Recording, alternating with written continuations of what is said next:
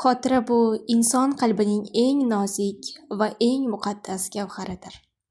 Qadrlash esa o'tmishni unutmagan, ajdodlariga sadoqat bilan yashaydigan xalqning yuksak fazilatidir.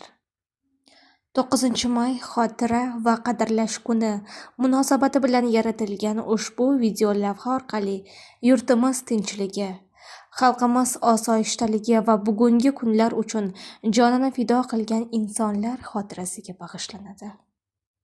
Bu sana jasorat va matonat timsoli, fidoyilik va sadoqatning yorqin ifodasidir.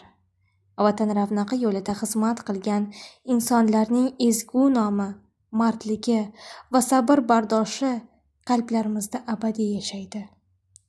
Ularning hayot yo'li bugungi avlod uchun haqiqiy ibrat maktabidir. Xotira bor ekan, inson qadri ulug'lanadi.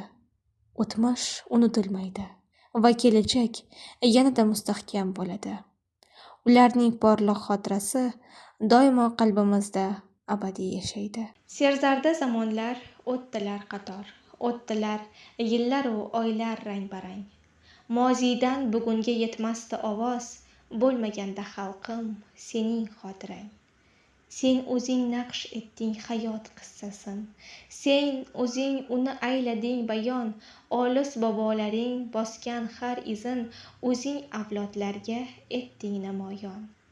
Dillardan zulmatni quvay deb yongan, Navoiy qalamin yoritgan chiroq, Hazrati Sohib Qur'on tuzuklaridan ko'chib fikrlarni yoritgan chaqmoq.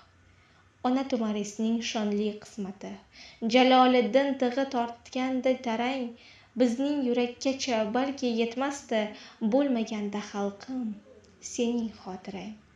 Imom Buxoriyning shaffof iymoni, Ulug'bek fikrda balqigan yulduz, Mahmud Tarobiyning muqaddas qoni sening xotirangda saqlanar hanuz.